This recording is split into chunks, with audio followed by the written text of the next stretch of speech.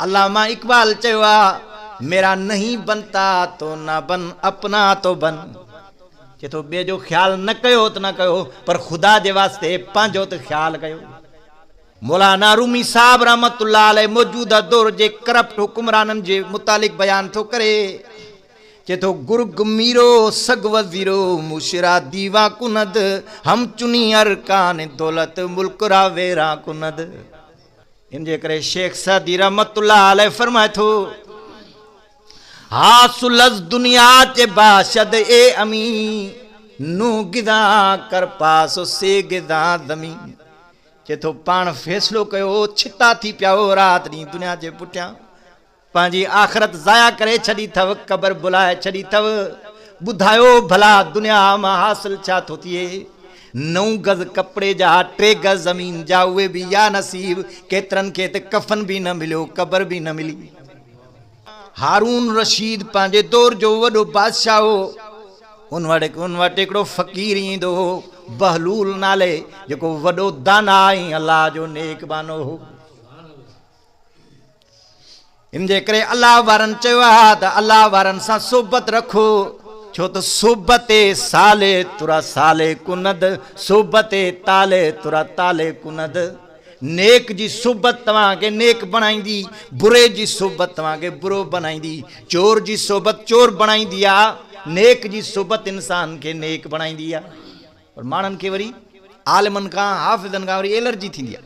बहरहाल हिकिड़े ॾींहुं हारून रशीद मज़ाया गुफ़्तगू कंदे मज़ाक कंदे कंदे हुन जे हथ में हिकिड़ी लठड़ी हुई चईं बहलूल हे लठ थो ॾियां तू फ़कीरा दर दर जो दुनिया में घुमंदो आ दुनिया में जेको तोखे वॾे में वॾो बेवकूफ़ नज़र अचे हे लठ उनखे ॾिजां हे लठ खणी वञ जेको बेवकूफ़ माण्हू नज़र अचे उनखे ॾिजां।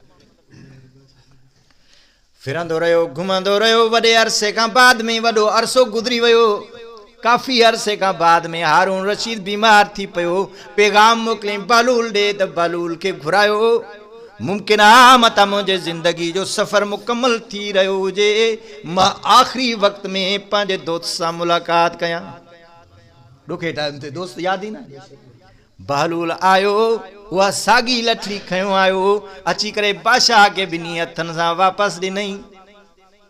बादशाह चयो बहलूल हे छा थो करी चई साईं तव्हांखे यादि आहे या नाहे मूंखे यादि आहे तव्हां मूंखे पैगाम ॾिनो हे लठ खणी करे घुम जेको तोखे दुनिया में वॾो बेवकूफ़ नज़र अचे उनखे लठड़ी ॾिजांइ। साईं अल्लाह गवाह मां दर दर जो फ़कीर आहियां दुनिया घुमंदो रहियो आहियां ओ मुस्लमानो रहमत वारे नबी इज़्ज़त वारे नबी अज़मत वारे नबी 1,24,000 नबियनि जे सरदार नबी मुंहिंजे पाक नबी मुहम्मद अरबी अलैहिस्सलातु वस्सलाम फरमायो अफ़ज़लुल जिहाद कलिमतु हक़्क़िन इंद सुल्तानिन जाइर अफ़ज़ल तरीन जिहाद बादशाह खे साम्हूं बीह करे हक़ चवणा। बहरहाल बहलूल तो चवे साईं अल्लाह गवाह मूंखे उहो सबक़ यादि आहे तव्हां चयो हो ते लठड़ी उनखे ॾिजांइ जेको वॾे में वॾो बेवकूफ़ हुजे। साईं मां दर दर जो फ़कीर आहियां मां शिमाल जुनूब मग़रिब मशरिक़ चारई तरफ़ डोड़ियो आहियां पर मूंखे तोखां वॾो बेवकूफ़ नज़र न आयो आहे।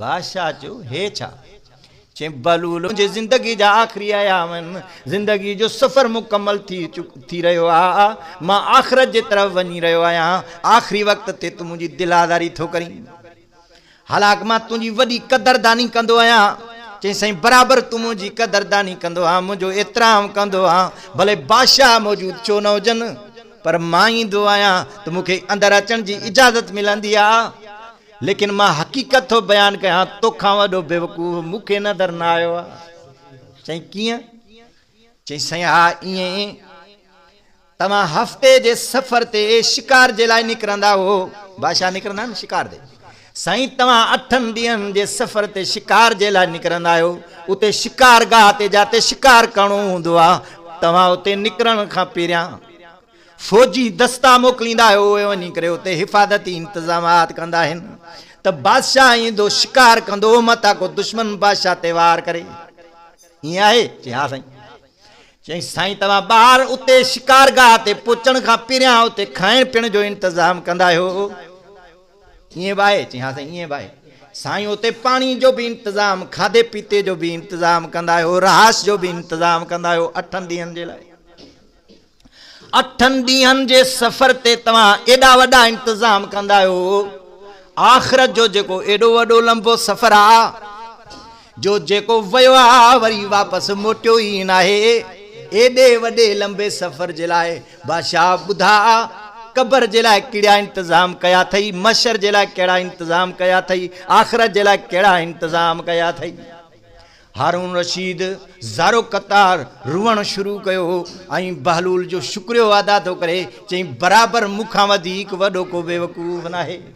इन जे करे मुंहिंजे साईं फरमायो, पाण फरमायूं इंसान अना औला बिकुल्ल मोमिनिन मिन नफ्सी, अना औला बिकुल्ल मोमिनिन मिन नफ्सी।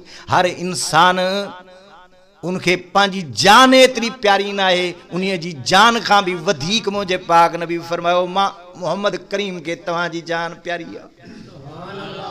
उहो रहमत वारो नबी थो फरमाए अल कय्यसु मन दान नफ्सहु, अल कय्यसु मन दान नफ्सहु व अमिल लिमा बादल मौत। फरमाई अक़लमंद इंसान उहो आहे जेको पंहिंजे नफ्स ते कंट्रोल करे, जेको पंहिंजे नफ्स खे अल्लाह ऐं अल्लाह जे रसूल जे ताबे बनाए। व अमिल लिमा बादल मौत, दुनिया में रही करे मरण खां पहिरियां मरण जे लाइ इंतज़ामात करे। अक़लमंद उहो आहे।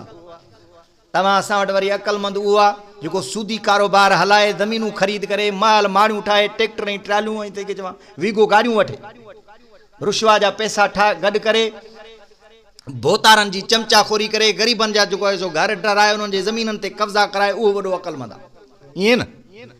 नबी साईं सल्लल्लाहु अलैहि वसल्लम फरमायो अक़लमंद इंसान उहो आहे जेको ख़्वाहिशात जे बजाए अल्लाह ऐं अल्लाह जे रसूल जी इताअत करे। वल आज ऐं मरण खां पहिरियां मरण जी तयारी करे। वल आजिज़ु मन अतबा नफ्सहु हवा।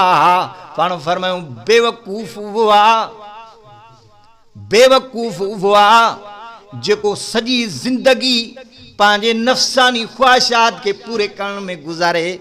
कॾहिं शराब पीए, कॾहिं तवाइफ़ औरतुनि जो नाच ॾिसे, कॾहिं बेहयाई करे, कॾहिं चर्स पीए, कॾहिं भंग पीए, कॾहिं कंहिं खाने ते धिका खाए, कॾहिं काथे धिका खाए, हलाल हराम जी तमीज़ न करे, सदाई हमेशह हराम हराम खाईंदो वते। व तमन्ना अल्लाह, अमल खां ज़ीरो, ईमान खां ज़ीरो, न ईमान न अमल। वरी भरवसो रब ते रखे त साईं गफ़ूर आहे, साईं रहीम आहे, साईं महिरबान आहे, माफ़ कंदो।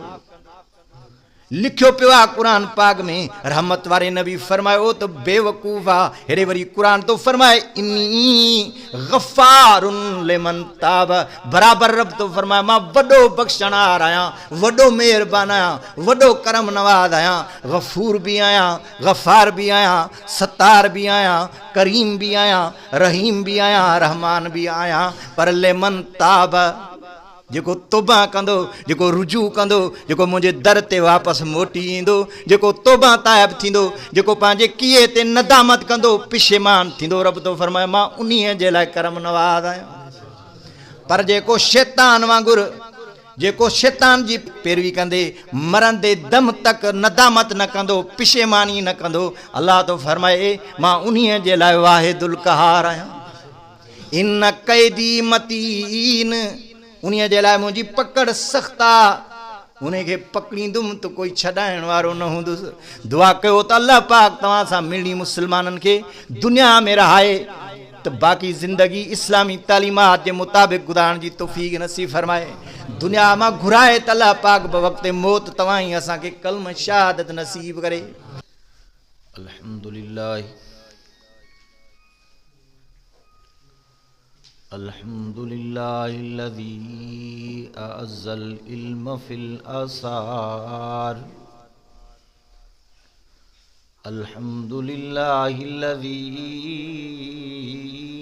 अअज़्ज़ल इल्म फिल आसार व आला हिज़्बहू वल अंसार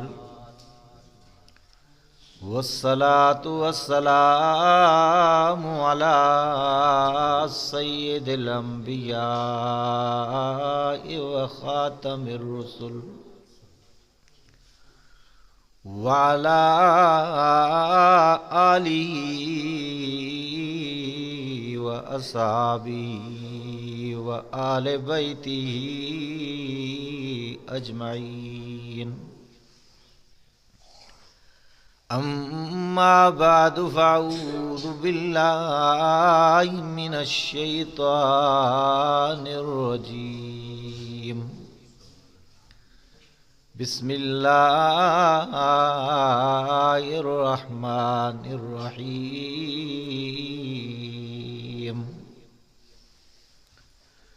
वग़ल्लक़तिल अब्वाब वक़ालत हैत लक क़ाल मअज़ल्लाह।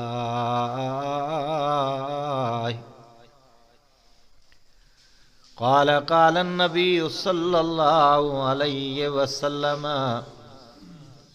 अल कय्यिसु मन दान नफ्सहु व अमिल लिमा बअदल मौत।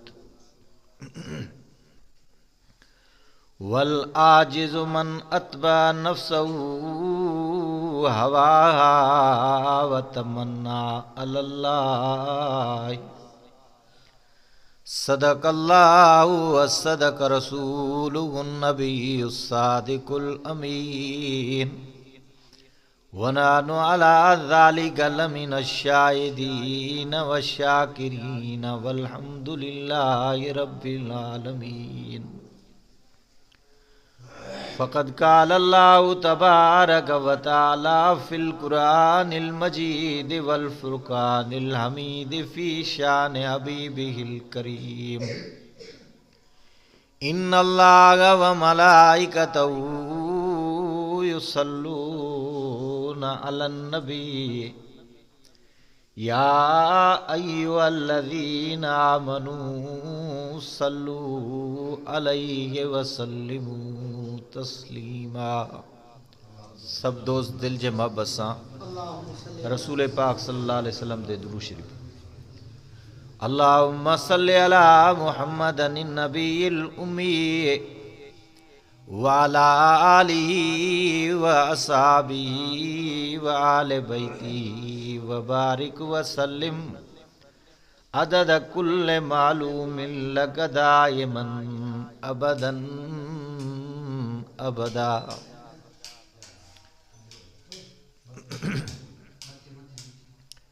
जिस दौर पे दुनिया नाज़ा थी अब हम वो ज़माना भूल गए। अदाने चुप करे वे बस। जिस दौर पे दुनिया नाज़ा थी अब हम वो ज़माना भूल गए। औरों को जगाना याद रहा, औरों को जगाना याद रहा, खुद होश में आना भूल गए। अज़ा तो अब भी होती है मस्जिद की फिजा में ए अनवर। अज़ा तो अब भी होती है मस्जिद की फिजा में ए अनवर। जिस ज़रब से दिल हिल जाते थे वो ज़रब लगाना हम भूल गए। मुंह देख लिया आईने में, ॾिसंदा हो न, मुंह देख लिया आईने में पर दाग न देखा सीने में। दिल ऐसा लगाया जीने में कि मरने को मुसलमान भूल गए। न थी हाल की जब हमें अपनी खबर, न थी हाल की जब हमें अपनी खबर। बंदे खुदा तो फरमाए जड़ा इंसान पंहिंजे बंदे नज़र कंदो आहे दुनिया उन खे बेब नज़र ईंदी आहे, पर जे पंहिंजे बंदे न ॾिसंदो तो दुनिया सॼी उनखे ऐबदार नज़र ईंदी आहे। फरमाए तो न थी हाल की जब हमें अपनी खबर, रहे देखते औरों के एबो हुनर, पड़ी अपनी खराबियों पर जो नजर, तो निगाह में कोई बुरा न रहा। जो जरा पंहिंजा ऐब ॾिठासीं तो कोई बुरो नज़र न आयो, सब नेक नज़र पिया अचनि। जफर आदमी उसको न जानिएगा, जफर आदमी उसको न जानिएगा, गो हो वो केसाई साहिबे फामो ज़का, जिसे ऐश में यादे खुदा न रही, जिसे तेश में खौफे खुदा न रहा। बिरादरान इस्लाम, निहायत काबिल कदर मोहतरम मुअज़्ज़ज़ सामीन इकराम, गोठ धनी बख्श चन्नो साहब ऐं गिरदो नवाज गयूर मुसलमानों, तव्हांजे हिन गोठ में ज़िंदगी में पहिरियों दफ़ो तव्हां दोस्तन सां दावत दीन ऐं दावत तबलीग जे निस्बत सां हम कलामी थियण जो शरफ़ नसीब थी रहियो आहे। दुआए परवरदिगार आलम मुनाचीज़ के तिलावत शुदा आयत कुरानी ऐं हदीस नबवी सल्लल्लाहु अलैहि वसल्लम जे कमा हक़ू समझाइण ऐं अवां मिलनी के कमा हक़ू समझण जी तौफ़ीक़ नसीब फरमाए। जेके दोस्त समझण जी नियत ऐं इरादे सां वेठा हो उहे कम अज़ कम बावाज़े बुलंद आमीन चओ। बाद अलिफ़ाम व तफ़ीम दुआए परवरदिगार आलम तरफ़ैन के अमल करण जी तौफ़ीक़ नसीब फरमाए। ऐं बादल अमल दुआए ख़ालिक़ अर्ज़ो समावात तव्हां ई असांजे हिन अमल खे तव्हां सां मिलनी जे लाइ क़बर ऐं क़यामत में बाइस नजात ऐं बाइस मग़फ़िरत बनाए। अज़ीज़ दोस्तो ऐं मुसलमान भाइरो, मां सभ खां पहिरियां ममनून ऐं मशकूर आहियां पंहिंजे बिरादर मोहतरम अब्दुल बारी साहब जो, जंहिं मूंखे तव्हांजे हिन ख़त्मे क़ुरान जी मुक़द्दस तक़रीब सईद जे अंदरि मदऊ करे तव्हां दोस्तनि सां दीनी गुफ़्तगू करण जो शरफ़ बख़्शियो आहे।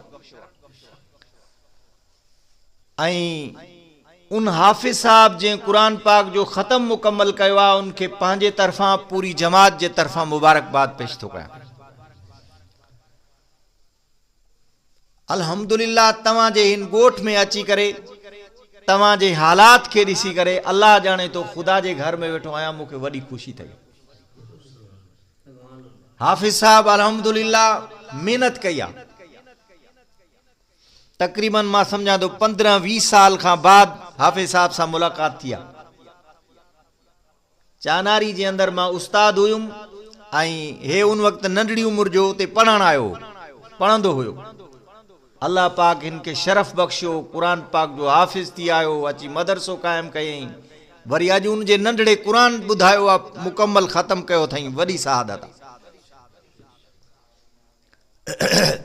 अॼुकल्ह तव्हां असां वटि क़दुरु कोन्हे को क़ुरान वारनि जो, ना क़दरी आहे, शुनास न आहे, सम्झ न आहे। वरना उहो ज़मानो हो, तव्हां असां वटि दुनियादारनि जो क़दुरु आहे पर दीनदारनि जो क़दुरु न आहे। हज़रत इमाम बुखारी रहमतुल्लाह अलैह जे मुतालिक़ अचे थो, जॾहिं उहो बुखारी मुकम्मल करे पंहिंजे ॻोठ वापसि आयो हो तो ॻोठ वारनि उनखे एॾो शरफ़ बख़्शियो हो, एॾो उनखे नवाज़ियो हो जो 10 मेलनि ताईं हेठां ज़मीन ते रस्ते ते उन्हनि कपिड़ो विछायो, बुखारी उन ते कदम रखी करे घर आयो। इहो क़दर हो उन्हनि माण्हुनि वटि, पर अॼु तव्हां असां वटि ना क़दरी आहे। दुआ कयो त अल्लाह ताला तव्हां असांखे दीनदारनि जे क़दर करण जी तौफ़ीक़ नसीब फरमाए। अदा इन्हनि माण्हुनि जी ज़रूरत आहे। अल्लाह जे घर में वेही करे बावजू ज़िम्मेदारी सां ॻाल्हायां थो। हे दुनिया जेकर अॼु क़ाइमु आहे त क़ुरान पाक जे सदके क़ाइमु आहे। ऐं क़ुरान पाक जेकर दुनिया जे अंदरि मौजूदु आहे त इन हाफ़िज़नि सगुरनि जे करे, हाफ़िज़नि सगुरनि, उलमा, मदारिस ऐं मसाजिद जे करे बाक़ी आहे। ऐं दुनिया जो हे निज़ाम जेको हले थो इहो बि इन क़ुरान पाक जे सदके थो हले। ऐं क़ुरान पाक जेकर हले थो ऐं क़ुरान पाक जेकर तव्हां असां वटि मौजूदु आहे तिन हाफ़िज़नि, आलिमनि, मदरसनि जे करे, तालिबनि जे करे मौजूदु आहे। छो त जेकर हाफ़िज़ न हुजनि, आलिम न हुजनि, मदरसा न हुजनि, मस्जिदूं न हुजनि त पोइ क़ुरान न हूंदो। ऐं जे क़ुरान न हूंदो त पोइ उहो ॾींहुं दुनिया जो आख़िरी ॾींहुं हूंदो। दुनिया जो रूह, दुनिया जो साह क़ुरान पाक आहे।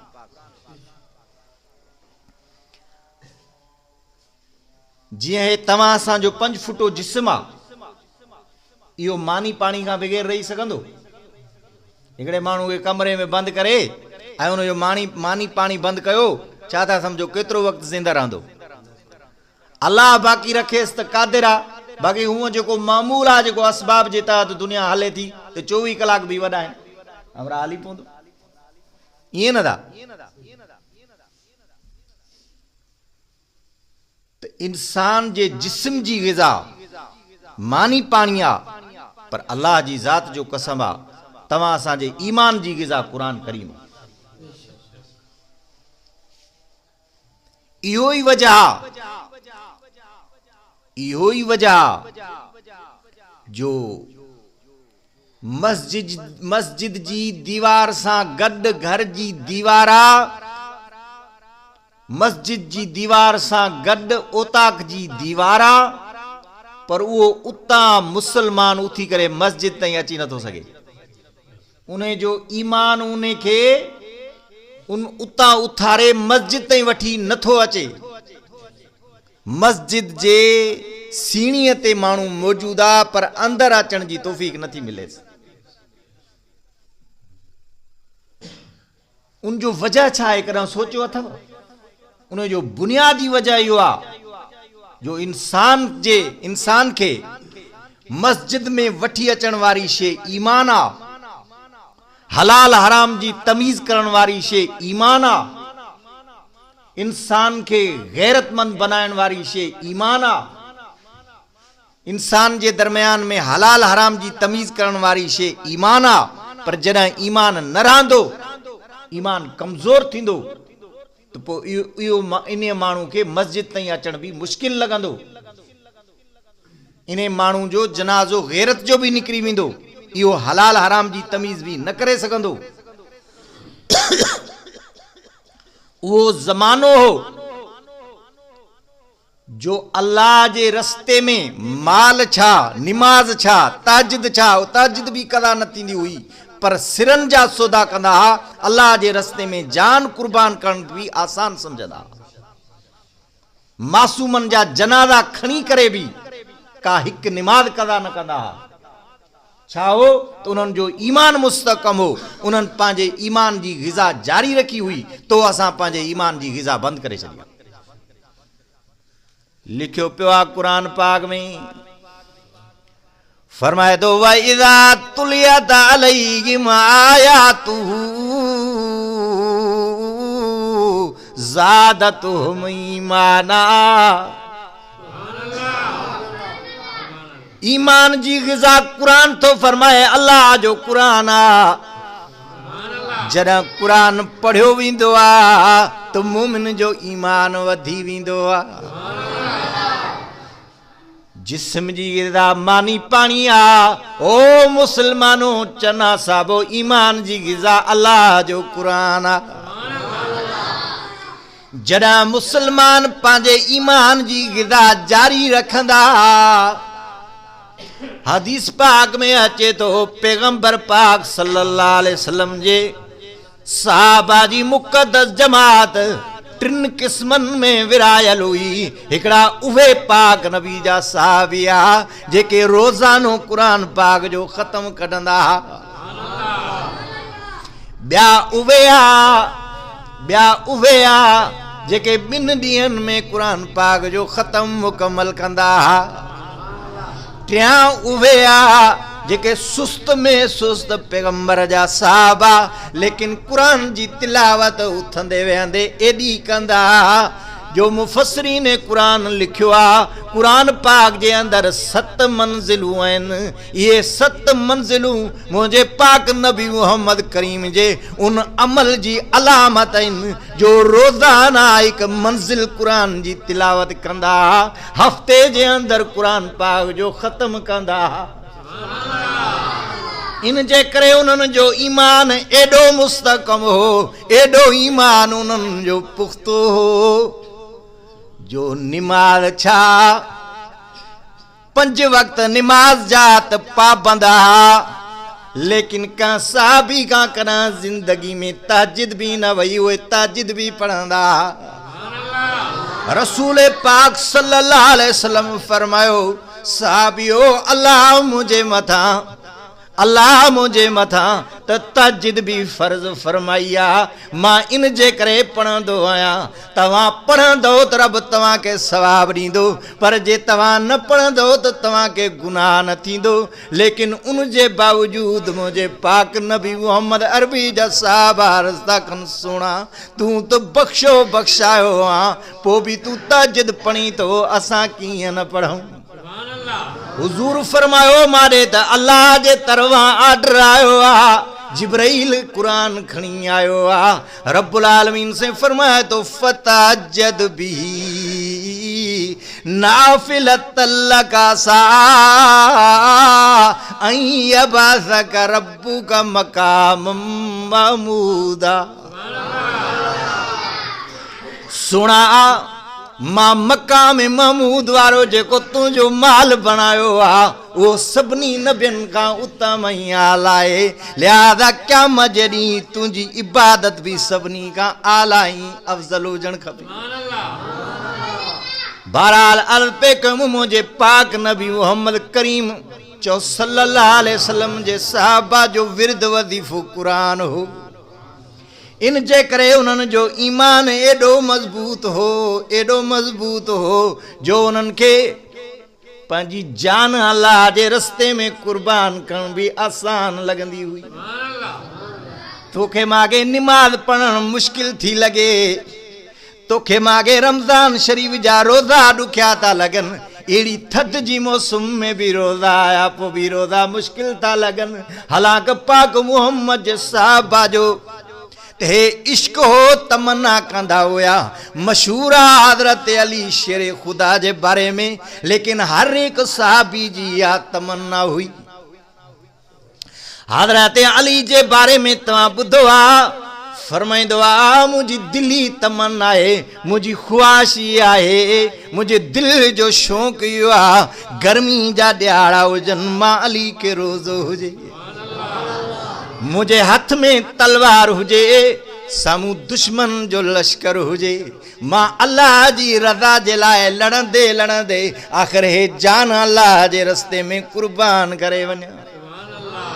ओ मुसलमानो, तोखे मागे निमाज़ ॾुखी थी लॻे, तोखे मागे रोज़ो ॾुखो थो लॻे, तोखे मूंखे अल्लाह जे रस्ते में 5 रुपया ॾियण ॾुखिया था लॻनि, पर पाक मुहम्मद जे साहबा खे दौलत छा पर जान सब खां वधीक प्यारी हूंदी आहे। ओ बचड़ा वधीक औलाद प्यारा हूंदा आहिनि, पर बचड़ा कुर्बान करण भी दीन ते उन्हनि खे आसान पिया लॻनि। फ़र्क़ु इहो हो, अर्ज़ पे कयुमि त उन्हनि जो विर्द वज़ीफ़ो क़ुरान हो। उन्हनि पंहिंजे ईमान खे ग़िज़ा ॾिनी हुई, इन जे करे उन्हनि जो ईमान मज़बूत हो। तव्हां असांजो हाल इहो आहे, तव्हां असांजो हाल इहो आहे जो 12 महीने भी का मुसलमान के कुरान जो ख़त्म नसीब थींदो हुजे। ये आहे कि न? हाफिज़ भी वेचारा जमात जी मजबूरी जे करे भेरो ॾेई करे को ख़त्म कढंदा आहिनि। भई आम जमात जो त सिज लथो पियो, आहे को मुसलमान जेको रोज़ाना कुरान पाक जो सिपारो तिलावत कंदो हुजे। आहे को मुसलमान जेको रोज़ाना एमी कुरान जी तिलावत कंदो हुजे। दुकान याद आ, कारोबार याद आ, पानी वराइण याद आ, ज़मीनूं काइण याद आहिनि, मज़दूरियूं याद आहिनि, दुनिया जा ख़फ़ा याद आहिनि, पर कुरान याद न आहे। पोइ वरी हालत इहा आहे कि साईं असांखे जिनायत तंग थी करे, छा थी करे, जिनायत तंग थी करे। मौलवी साहब तावीज़ लिखी ॾियो, न घर तुंहिंजे में निमाज़, न घर तुंहिंजे में पाकाई। अब बेनिमाज़ी जो हूंदो त पाकाई कीअं कंदो, कंदो पाकाई, न कंदो न पाकाई। ऐं पलीती वारे माहौल में वरी शैतान जो असर हलंदो आहे, उनजी चाल हलंदी आहे। घरनि खे कब्रिस्तान बणाए छॾियो अथनि। हालांकि रहमत वारो नबी, इज़त वारो नबी, शान वारो नबी, 1,24,000 नबियुनि जो सरदार नबी, मुंहिंजो पाक नबी मुहम्मद अरबी अलैहिस्सलातु वस्सलाम तो फरमाए तो फर्द निमाज़ मस्जिद में पढ़ो, नफिल वञी घरनि में पढ़ो, ताकि तव्हांजे घरनि में बरकत थिए। मुझे साईं फरमायो मुरू अबनाकुम बिस्सलाती वहुम मुरू सिबियानकुम बिस्सलाती वहुम अबनाउ सबा सिनीन औ कमा काल। फरमाए पंहिंजे औलाद खे 7 सालनि जा थियनि त निमाज़ जो हुकुम कयो। पर जॾहिं पिण सही निमाज़ न पढ़ंदो, अमाई निमाज़ न पढ़ंदी त औलाद खे किथां हुकुम कंदा ऐं चवंदा। पाण फरमायूं वज़रिबूहुम वहुम अबनाउ 10 सिनीन, 10 सालनि जा थियनि त मोचड़ा हणी निमाज़ पढ़ायो। पीउ ई नथो पढ़े, ॾाॾो नथो पढ़े, अमा नथी पढ़े त औलाद किथां पढ़ंदो। बाक़ी गाह जी भरी न करे अचे त छोरे जे पुठनि ते खल न हूंदी, हीअं आहे न। याद रखो मुझे साईं फरमायो कुल्लुकुम राइन व कुल्लुकुम मसूलुन अन रयती। तव्हां मुंहिंजा हर हिकु पंहिंजे घर जो सरबराह आहे। उन जे मातहत जेके बि माण्हू रहनि था, क़यामत जॾहिं उन्हनि जे बारे में तव्हां खां सवाल थींदो, उन जे बारे में पुछा थींदी, औलाद जे बारे में पुछा थींदी। बहरहाल अर्ज़ पे कयूं त ईमान जी ग़िज़ा अल्लाह जो क़ुरान आहे। कम अज़ कम ख़ुदा जा बंदा सुबुह जो फजर जी निमाज़ जमात सां पढ़ी थियण तीअं खपे त हिकिड़ो पारो क़ुरान जी तिलावत कयो। जे उहो नथा करे सघो त कम अज़ कम हिकु एमी क़ुरान जी तिलावत करे, पोइ जहिड़े बि कम सां जहिड़े बि तरफ़ तव्हां वञो, इनशा अल्लाह तव्हांखे कामयाबु बनाए करे वापसि। तव्हांजे रोज़ी में बि बरकत थींदी। अल्लाह ताला तव्हांखे शैताननि खां बि महफ़ूज़ बणाईंदो, जिनायत खां तव्हांजी अल्लाह ताला हिफ़ाज़त कंदो, ऐं अल्लाह ताला मुसीबतनि फॾनि फसादनि खां बि अल्लाह ताला तव्हांजी हिफ़ाज़त फरमाईंदो। इहे फॾा फसाद फितना छाजे करे आहिनि? तव्हां असां मां दीन हले वियो, तव्हां असां घरनि मां क़ुरान खे कढी छॾियो, शैतान जा आॾा बणाए छॾिया। बहरहाल अरबिकुम पैगंबर पाक जे साहबा जो विर्द वज़ीफ़ो क़ुरान हो, इन जे करे उन्हनि जो ईमान मज़बूत हो। तव्हां असांखे अलाह जे रस्ते में ख़र्च करण में टीअड़ बुखार थींदो आहे। मस्जिद में मस्जिद जी पेटी फिरंदी आहे, या कॾहिं कॾहिं मस्जिद जो तामीराती कमु हलंदो आहे। दुनिया माता तल असबाब आहे, पोइ अपील थींदी आहे बाबा मस्जिद जो रंग आहे, मस्जिद में टाइल थो लॻे, मस्जिद जी तामीरात जो कमु आहे, हिसो मिलायो। पोइ असां पंहिंजे अखियुनि सां ॾिठो आहे, हिते वारा थी सघे थो सखी हुजनि, पर मां पंहिंजे इलाइक़े जी ॻाल्हि थो कयां। पोइ हमरा खीसे में हथु हणंदो, या वरी ॿटूं ॿियो ॿाहिरि कढंदो, पोइ ॾिसंदो 1000 वारे 5000 वारे नोट खे बि पोइते कंदो, 1000 वारो बि पोइते, 100 बि पोइते, 10 रुपया कढंदो या 20 रुपया कढंदो। वॾो सखी हूंदो त 100 रुपया। ईअं आहे न साईं, या मां ग़लति थो ॻाल्हायां? माना असांजे वॾनि असांजो ईमान इहो आहे, ऐं असांजे वॾनि असांजी तरबियत इहा कई आहे त मस्जिद में 10 रुपया 20 रुपया 100 रुपयो ॾिबो आहे। मुलनि खे, हाफ़िज़नि खे, आलमनि खे मस्जिदनि में इहे 10 रुपया 20 रुपया 100 रुपयो ॾिबा, थोरे ई को 5000 जा नोट ॾेई ॾिबा।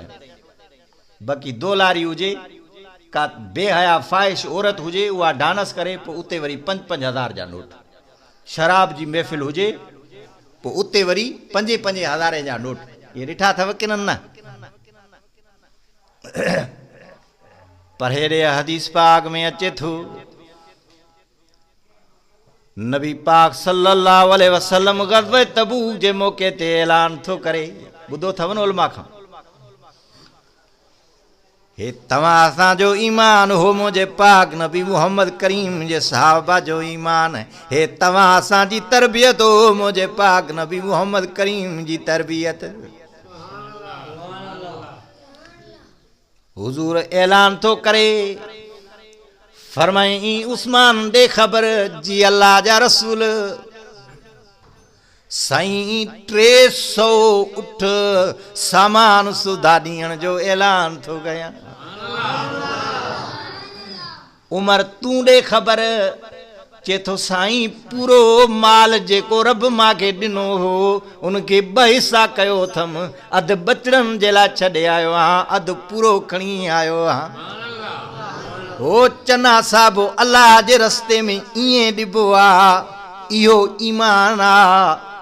अबू बकर तूं ॾे ख़बर, चे थो साईं अल्लाह गवाह, साईं अल्लाह गवाह, सिर्फ़ अल्लाह ऐं अल्लाह जे रसूल जो नालो छॾे आयो आहियां, जेका सुई टाके वारी हुई उहा बि खणी आयो आहियां। अल्लाह जे रस्ते में ईअं ॾिबो आहे, इहो ईमान हो पाक मुहम्मद जे साहबा जो, छो त उन्हनि पंहिंजे ईमान खे क़ुरान जी ग़िज़ा ॾेई करे एॾो मज़बूत बणायो। तोखे मांखे इतला मिलंदी आहे मौलवियुनि जो जुलूस आहे, जलसो आहे, न वञिजो बाबा, मता FIR न थी वञे, पोइ आस्ते आस्ते खिसकी वेंदा। ऐं होॾे हदीस पाक में अचे थो ग़ज़वे बदर जो मौक़ियो आहे, बदर जो मौक़ियो आहे, अचानक जंग लॻी आहे, पैगंबर जो जंग जो इरादो बि न हो। अचानक 1000 माण्हू वठी करे मके खां कुरैशी सरदार बदर जे मक़ाम ते पुॼी विया।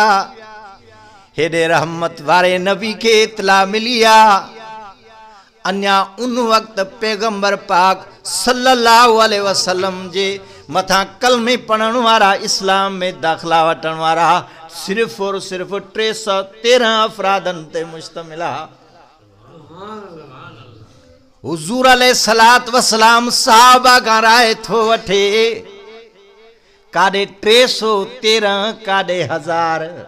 उन दौर जे जदीद असले सां मुसल्ला बि आहे, सभु ख़ान उन पासे आहे, सभु नवाब ऐं सरदार उन पासे आहे, हेॾे सभु ग़रीब ऐं मिसकीन, पर फ़र्क़ु एतिरो आहे त हिननि जो सरदार मुहम्मद करीम हो।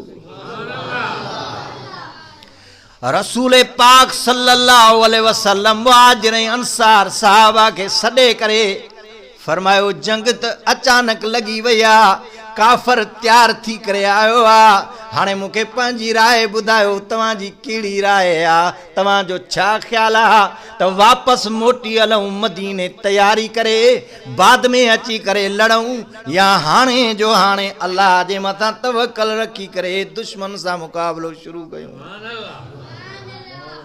ओ चना साहिबो कसम आहे रब्बे मुहम्मद जो, बुखारी शरीफ में हदीस मौजूद आहे, हज़रत मिक़दाद बिन असवद साहबी रसूल उथी बीठो आहे, फरमाए तो साईं असां मूसा कलीमुल्लाह जा उम्मती न आहियूं, असां तो मुहम्मद रसूलुल्लाह जा उम्मती आहियूं। मूसा कलीमुल्लाह जे उम्मतनि ओ इन ऐन हालत जंग वारे मौक़े ते पंहिंजे नबीअ खे चयो हो, अंत व रब्बुका फ़क़ातिला, तूं ऐं तुंहिंजो रब वञी करे विढ़ो, असांजी जाइ न आहे साईं, असां तो मुहम्मद करीम जा उम्मती आहियूं। ॿुधो मुसलमानो, खुदा जी ज़ात जो कसम आहे, मुंहिंजो पाक नबी मुहम्मद करीम बि बहादुर हो, अल्लाह उन्हीअ खे जेका जमात नसीब कई उहा बि बहादुर हुई।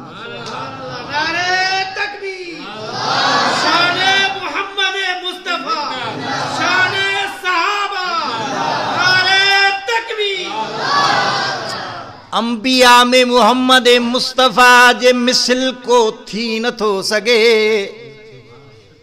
वरी सभिनी 1.25 लख नबियन जे साहबा में पाक मुहम्मद जे साहबा जे मिसल को थी नथो सगे।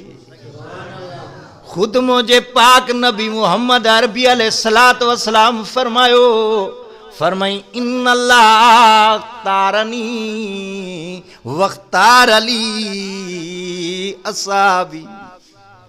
फरमाई अल्लाह मां मुहम्मद करीम के 1.25 लख नबियन मजा चूंडियो आ, मुझे साहबा के 1.25 लख नबियन जे साहबा मजा चूंडियो थई। साहबी रसूल अर्ज़ तो करे साईं नानु नुकातिलो अन यमीनिक व अन शिमालिक व अन अमामिक व अन खल्फिक। साईं असां जो अबो अमा तो पाक मुहम्मद जे कदमन ता कुर्बान हुजे, किबला कुर्बान वञा। मशूरा उहे कन, मशूरा उहे कन, इंतजार उहे कन जन के दुनिया में रहण जो शौक़ हुजे। किबला कुर्बान वञो, अल्लाह गवाह। असां कलमो तो पाक मुहम्मद जो बाद में पढ़ियो, पहिरियां सिरन जा सौदा करे आया। साईं असां अनजानी में कलमो न पढ़ियो आ। साईं असां अनजानी में बेखबरी में कलमो न पढ़ियो आ। असां कुरान पाक जो मुतालो करे आयासे, असां के अरश वारे साईं बुधायो। आह से बनास, आह से बनास ऐं युत्रकू ऐं यकूलू आमन्ना वहुम ला युफ्तनून।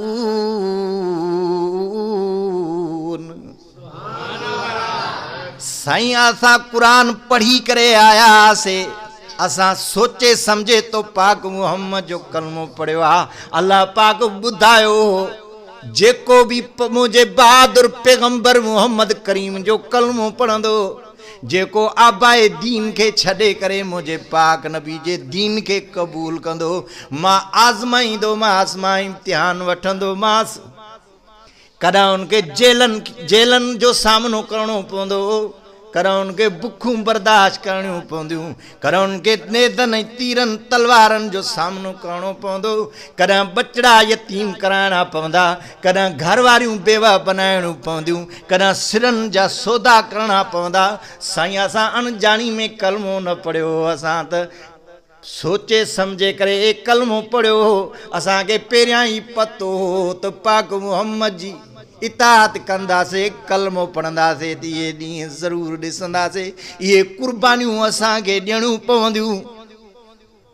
साईं अल्लाह गवाह, सारी ख़ुदा जी ख़ुदाई सुती पई हूंदी आहे। असां आधी रात जो उथी करे दरबारे यज़दी में बिही करे हथड़ा खणी दुआऊं घुरंदा आहियूं। अल्लाहुम्मा अर्ज़ुक़ना शहादतन फी सबीलिक। ओ अल्लाह वो कहिड़ो ॾींहुं थींदो, उहा कहिड़ी घड़ी हूंदी जो हे असांजी जान तो पाक मुहम्मद जे कदमनि ते कुर्बान थींदी। साईं असां सम्झूं था, साईं असां सम्झूं था त शायदि असां जूं दुआऊं कबूल थी वियूं, उहो वक़्तु अची वियो आहे, लिहाज़ा मशूरे जी ज़रूरत कोन्हे का। अल्लाह खे गवाह बनाए करे तो मुहम्मद पाक सां हे वाइदो था कयूं, तुंहिंजे आॾो बि लड़ंदासीं, तुंहिंजे पुठियां बि लड़ंदासीं, सॼे बि लड़ंदासीं, खॿे बि लड़ंदासीं, हर तरफ़ खां जेॾां दुश्मन तव्हां ते वार कई, असां तो पाक मुहम्मद जो दिफ़ा कंदासीं, तव्हांजी हिफ़ाज़त में लड़ंदासीं, पंहिंजे जान जो खून जो आख़िरी क़तरो बि तो पाक मुहम्मद ते कुर्बान कंदासीं। ओ मुसलमानो यो छा हो चयो उन्हनि जो ईमान हो, ऐं इहो ईमान छाजे करे उन्हनि जो एॾो मुस्तक़म हो जो उन्हनि पंहिंजे ईमान जी जेका ग़िज़ा हुई उहा जारी रखी हुई, उथंदे वेहंदे क़ुरान जी तिलावत कंदा। अॼु तव्हां असां मुसलमाननि जे ज़िंदगियुनि मां क़ुरान हलियो वियो, घरनि में दुकाननि ते क़ुरान आहे पर वाणियुनि वांगुरु जीअं वाणिया बुत रखियो छॾींदा आहिनि, पोइ सुबुह जो उथी ॿाहूं ॿधी कारोबार शुरू कंदा आहिनि। ऐं असां वरी छा कंदासीं, सतनि पोतियुनि में वेड़ियो पियो आहे, सुबुह सां उथी वधि में वधि सो बि का मुस्लमान खे तोहफ़े हुजे खणी चुमी ॾेई वरी हमरा हलियो। तो में वाणे में छा फ़र्क़ु रहियो? ओ मुसलमान, क़ुरान हिकु ज़ाब्ते ज़िंदगी आहे, क़ुरान हिकु उसूलनि जो किताब आहे। इनके खोले पढ़, पंहिंजी ज़िंदगी उन उसूलनि जे मुताबिक़ गुज़ार। जॾहिं मौत ईंदुई, जॾहिं मौत ईंदुई, उन मौत वारे वक़्त ते अल्लाह पाक स्पेशल रहमत जा फ़रिश्ता मोकिले, उन वक़्त तोखे जन्नत जी बिशारत ॾियारींदुई। मौत बरहका आहे की न? जा चीज़ ठही आहे सा रहंदी, जो बि ॼायो आहे सो मरंदो। फरमाए थो कुल्लु मन अलैया फानियू व यबका वजो रब्बिका ज़ुल जलाल वल इकराम। वरी बी जगह ते फरमाए तो मिनहा खलकनाकुम व फिया नुईदुकुम व मिनहा नुखरिजुकुम तारतन उखरा।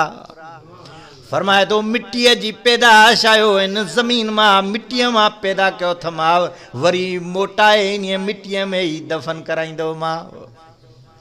ओ महलातन में रहण वारो, माड़ियुनि में रहण वारो, रेशम जा वॻा पाइण वारो, सोना लाकेट पाइण वारो, पंहिंजे आल आयाल सां गॾु रहण वारो, क़ुरान तो फरमाए ख़बरदार, मिट्टीअ जी पैदाश आयो, मिट्टीअ मां पैदा कयो थमाव, वरी वक़्तु ईंदो इन्हनि महलनि मां तव्हांखे कढी करे मारियूं खाली कराए, पंहिंजे आल औलाद खां अलॻि कराए, ओ बयाबान में कब्रिस्तान में हली करे उते दफ़न कराईंदो मां। ओ मुसलमानो, मुमकिन आहे मता तव्हां असांजे बि ज़िंदगी जो सफ़र मुकमल थियण वारो हुजे। हे जीअं राति ॾींहुं गुज़रनि था पिया, ईअं तूं मां पंहिंजे घरनि खां दूर थींदा था वञूं, क़बर ॾे वेझो थींदा था वञूं, पर क़बर विसरी वई, आख़िरत विसरी वई। तूं यादि रखे या विसारे, लेकिन यादि रख, तुंहिंजे यादि करण ऐं भुलाइण सां फ़र्क़ु न पवंदो। हिकिड़े ॾींहुं इहे अयाम ज़िंदगी तुंहिंजा मुकमल थी वेंदा। अचानक बारी बादशाह जे तरफ़ां जो आर्डर ईंदो, जेको जहिड़े हाल में हूंदो उन खे उन ई हाल में मौत अची वेंदी। मुमकिन आहे मता तव्हां असांजे ज़िंदगी जो हे आख़िरी रमज़ान हुजे। ओ चना साहिबो, अहिड़ो रहमत वारो महीनो बि नसीब थियो, पर केतिरा बदबख्त उहे बि फैज़याब न थी सघिया। हदीस पाक में अचे थो, मुंहिंजे साईं फरमायो, मूं वटि जिब्राईल आयो, उन अची करे चयो, ए अल्लाह जा रसूल, जनतों जे उम्मतनि खे रमज़ान शरीफ़ जहिड़ो महीनो नसीब थियो, पोइ बि उन्हनि जी बख़्शिश न थी, भलो वे हलाक थियनि। नबी से फरमायो, मां बि चयो मां आमीन, अल्लाह क़बूल कर जिब्राईल जी दो। ओ मुसलमानो, कुरान तो फरमाए अल्लज़ी ख़लक़ल मौत वल हयात लियब्लुवकुम अय्युकुम अहसनु अमला। फरमाए तो मौत ऐं हयाती जो फ़लसफ़ो रब तो फरमाए पैदाई इन जे करे कयो थम त लियब्लुवकुम अय्युकुम अहसनु अमला। मां ॾिसण थो चाहियां, मां आज़माइण थो चाहियां त केरा तव्हां में जेको नेक अमल करे थो अचे, जेको दुनिया में रही करे पंहिंजी क़बर खे जन्नत जो बाग बणाए। इन्ना हदैना सबील, इम्मा शाकिरऊं व इम्मा कफूरा। फरमाए तो हिदायत गुमराही जा रस्ता दसे छड़िया तमाम। हाणे अवां जी मर्ज़ी आ, दुनिया में रही करे पंहिंजी कब्र के जन्नत बनायो भी अवां जी मर्ज़ी, जे दुनिया में रही करे पंहिंजी कब्र के जहन्नम जी बल बनायो बा बनायो भी अवां जी मर्ज़ी। खुदा कांते जुल्म न कंदो आ। लिखियो पियो आहे क़ुरान पाक में, इन्नल्लाह लैस बिज़ल्लामिल लिल अबीद। अल्लाह बानन ते जुल्म नाहे कंदो, पर माण्हू पाण ते पाण जुल्म था कनि, माण्हू पाण ते पाण जुल्म था कनि। जन्नत भी पंहिंजे लाइ पाण था बणाइनि त जहन्नम भी पंहिंजे लाइ पाण था बणाइनि। ओ मुसलमानो, छाजो इंतज़ार था कयो? कहिड़ी ॻाल्हि जो बावरा? हिकिड़े ॾींहुं वक़्तु पूरो थी वेंदो, ख़बर ई न पवंदी। रोज़ाना ॿुधो था पिया, ॾिसूं था पिया, पड़वसिन जा मिटनि माइटनि जा जनाज़ा खणी करे दफ़नाए था अचूं। हिकिड़े ॾींहुं तव्हां असांजो बि ऐलान थींदो, आहे की न? पोइ छाजो इंतज़ार आहे? इन जे करे नबी पाक सल्लल्लाहु अलैहि वसल्लम जन फरमायो, फरमाई मम्बता बिही अमलू लम युसरे बिही नसबू। फरमाई जेको क़यामत जे ॾींहुं अमलनि जे करे पोइते थियो, वो नसब जे करे अॻिते न थींदो। माना क़यामत जे ॾींहुं न की कंहिंखे मालदार हुजण जे करे माफ़ी मिलंदी, न की कंहिंखे बादशाह ज़ादे हुजण जे करे माफ़ी मिलंदी, न की कंहिंखे बादशाह हुजण जे करे माफ़ी मिलंदी। माफ़ी जेकॾहिं कंहिंखे मिलंदी त ईमान ऐं अमल जे करे मिलंदी। नजात जो मदार, फलाह ऐं कामयाबी जो मदार, ये ॿ शयूं अथव मुसलमानो। न की तव्हां सां गॾु तव्हांजो माल हलंदो, न की तव्हां सां गॾु तव्हांजो औलाद हलंदो, न की तव्हां सां गॾु क़ब्र में तव्हांजा पीर हलंदा। ओ क़यामत जे ॾींहुं क़ब्र में तव्हांखे जेकॾहिं कमु ईंदो त तव्हांजो ईमान कमु ईंदो, अमल कमु ईंदो। पाण फरमायूं जेको अमलनि जे करे पोइते थियो, न सब जे करे अॻिते न थींदो। इन जे करे तयारी कयो, दुनिया में रही करे पंहिंजी क़ब्र खे संवारियो। लिखियो पियो आहे क़ुरान पाक में, उते त वॾियूं रड़ियूं कंदा। फरमाए थो वहुम यस्तरिखून फीहा वहुम यस्तरिखून फीहा रब्बना अखरिजना नामल सालिहन गैरल्लज़ी कुन्ना नामलो अवलम नुअम्मिरुकुम मा यतज़क्करु फीहि अवलम नुअम्मिरुकुम मा यतज़क्करु फीहि मन तज़क्कर वजाकुमुन नज़ीर। कुरान तो फरमा चीखूं करे रड़ियूं करे चवंदा, ओ रब असांजा असांखे वरी वापसि मोटाए। हाणे नेक अमल कंदासीं, हाणे पुछड़ायूं कोन कंदासीं। अल्लाह जे तरफ़ां जवाब मिलंदो न, अवलम नुअम्मिरुकुम मा यतज़क्करु फीहि। छा मां तव्हांखे नसीहत हासिल करण जो मौक़ो न ॾिनो? छा मां ज़िंदगी न ॾिनी? मां छा कंहिंखे 40 साल, कंहिंखे 50 साल, कंहिंखे 80, कंहिंखे 90 साल, कंहिंखे 100 साल न सिर्फ़ु मौक़ो ॾिनो माव, बल्कि रब थो फरमाए त मां तव्हां ॾे ॾेजारण वारा मोकिलिया, नबी मोकिलिया माव, साहबा, अहल बैत, ताबईन, औलिया, वली, उलमा मोकिलिया माव, दावत ॾियण वारा मोकिलिया माव, पर पोइ बि तव्हां कंहिंजी कोन ॿुधी। काल अक्सऊ फीहा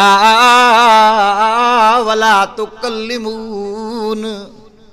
ओ खुदा जा बंदो, मौलवियुनि जो, ज़ाकिरनि ज़वारनि जो वाइद न ॿुधो, पर कम अज़ कम खुदा जे वास्ते क़ुरान जो वाइद त ॿुधो।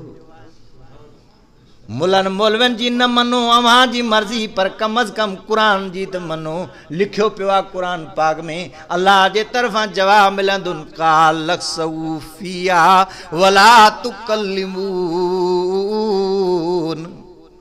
जहन्नम में वञी करे छाई पायो, वञी धूड़ पायो। रब फरमाईंदो मां सां ॻाल्हायो ई न।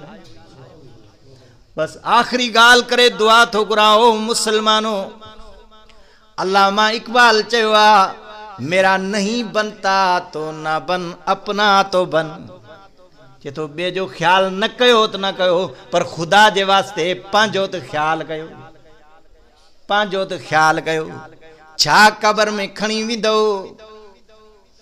लिखियो पियो आ कुरान पाक में अल माल वल बनून जीनतुल हयात दुनिया तवाजो माल तवाजो औलाद दुनिया जे हयाती जो सिंगार तव न की माल तवा सां गड हलंदो न की औलाद तवा सां गड हलंदो कम तरकू मिन जन्नातिन व उयून वज़रूइयूं व मकामिन करीम व नामतिन कानू फिया फाकीन कज़ालिक व औरसनाहा कौमन आखरीन फमा बकत अलैहिमुस समाउ वल अर्दु व मा कानू मुनज़रीन। रब तो फरमायो ओ माल ते नाद करण वारो तव्हां वटि माल किथे आ तव्हां वटि जागीरूं किथे न तव्हां खां अॻु में वॾा वॾा मालदार गुज़रिया अथव वॾनि वाटर कोर्सनि जा मालिक हा वॾनि महलातनि जा मालिक हा पर कम तरकू मिन जन्नातियूं व उयून उहे बाग़ात बि छॾे विया जागीरूं बि छॾे विया महल माड़ियूं बि छॾे विया दुनिया में वयात खाली हथे वया इन जे करे शेख सदी रहमतुल्लाह अलैह फरमाए थो हासुलज दुनिया के बाशद ए अमी नू गिदा कर पास से गिदा दमी जे तो पान फैसलो कयो छिता थी पियो रात दी दुनिया जे पुठियां पांजी आखिरत जाया करे छड़ी थव कबर बुलाए छड़ी थव बुधायो भला दुनिया में हासिल छा थो थिए 9 गज कपड़े जा 3 गज जमीन जा उहे भी या नसीब केतरन के त कफन भी न मिलो कबर भी न मिली बस आखिरी गाल करे दुआ थो घुरा हारून रशीद पांजे दौर जो वडो बादशाह हो उन वटि हिकिड़ो फ़कीर ईंदो हो बहलूल नाले जेको वडो दाना ऐं अल्लाह जो नेक बानो हो इन जे करे अल्लाह वारन चयो आहे त अल्लाह वारन सां सोबत रखो छो त सोबते साले तुरा साले कुनद सोबते ताले तुरा ताले कुनद नेक जी सोबत तव्हांखे नेक बणाईंदी बुरे जी सोबत तव्हांखे बुरो बनाईंदी चोर जी सोबत चोर बणाईंदी आहे नेक जी सोबत इंसान खे नेक बणाईंदी आहे पर माण्हुनि खे वरी आलिमनि खां हाफ़िज़नि खां वरी एलर्जी थींदी आहे वो खुदा जा बंदा हदीस पाक में अचे तो अल्लाह जी ज़ात जो कसम आ बियो अमल न हुजई भी न हुजई पर जे उलमा सां मोहब्बत हूंदई सोबत हूंदई जे रब कबूल करे त इन सोबत जे सदके भी क़यामत जे ॾींहुं अल्लाह माफ़ करे छॾींदो उलमा सां दीनदारनि सां सोबत में फ़ाइदो ई फ़ाइदो आहे नुक़सान न आहे बहरहाल हारून रशीद वडो बालूल बादशाह ईंदो हो वडो दाना हो वडो अल्लाह जो नेक बानो हो अगे जा बादशाह नेकन सां सोबत रखंदा छो तो खुद नेक हा ऐं हाणे वारा लुटेरा आहिनि इन जे करे उहे पंहिंजा वज़ीर ऐं मिनिस्टर भी उन्हनि खे बणाईंदा आहिनि जेके उन्हनि खे सम्झाइनि टलूं ॿुधाइनि त हीअं मुल्क जे नाणे खे लुटबो आहे हीअं फुरलुट कबी आहे चोरियूं ईअं कबियूं आहिनि फुरलोट हीअं कबी आहे वरी पेरा ईअं लिकाइबा आहिनि मौलाना रूमी साहब रहमतुल्लाह अलैह मौजूदा दौर जे करप्ट हुकुमराननि जे मुतालिक बयान थो करे चे तो गुर्ग मीरो सग वजीरो मुशरा दीवा कुनद हम चुनी अरकान दौलत मुल्क रावेरा कुनद चे तो बगड़ बादशाह गुर्ग मीरो सग वजीरो बगड़ बादशाह माना बगड़ सिफत मानू बादशाह कुत्ता वजीर कुआ वरी वजीर खजाना के तो अड़ा जे हुक्मरान हूंदा तो मुल्क के बर्बाद न कंदा तो को आबाद कंदा हाणे होदा ईरान आयो आहे मीज़ाइल बर इनखे कतर खे हेॾे हिकिड़ो अधु को या इसराइल ते जेको कुझु आहे तेल वरी असांजो खुटी वियो आहे ख़ुदा इन्हनि जी सां सणाई करे हे ताड़ में वेठा त असांखे मौक़ो मिले त मिड़े आवाम खे पुरियो पुछो नड़े अंधी जा पुट हे वञी जंग लॻी ओॾहीं 12 मुल्कनि जी पाण में तव्हां वटि बुरान अची वियो अलाह माफ़ करे ख़ुदा ना ख़ास्ता जे पाकिस्तान जी कंहिं मुल्क सां जंग लॻे छा था सम्झो त पोइ त तेल आटो पाणी माणी हर शइ बंदि न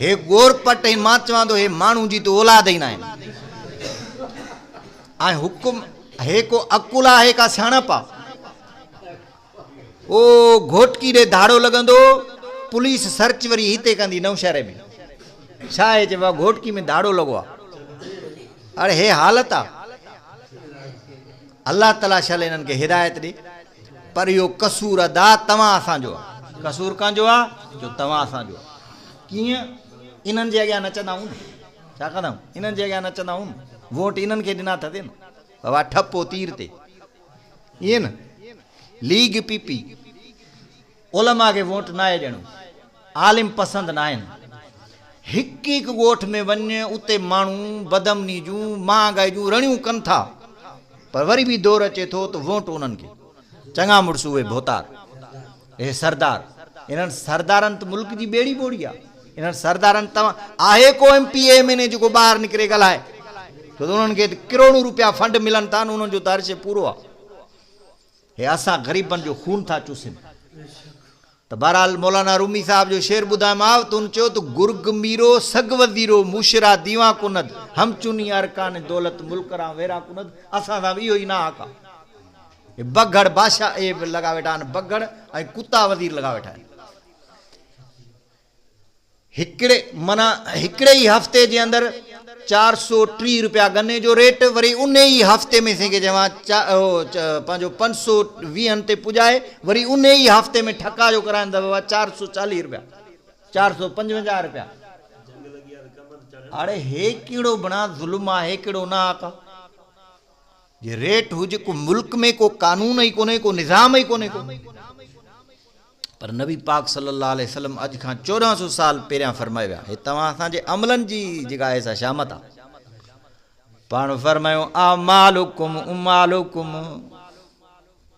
आमालुकुम उमालुकुम जहिड़ा तव्हांजा अमल हूंदा अहिड़ा तव्हांजा हुकुमरान हूंदा पंहिंजे गिरेबान में ॾिसो आहे को माण्हू जंहिंजी नियत ख़ालिस हुजे आहे को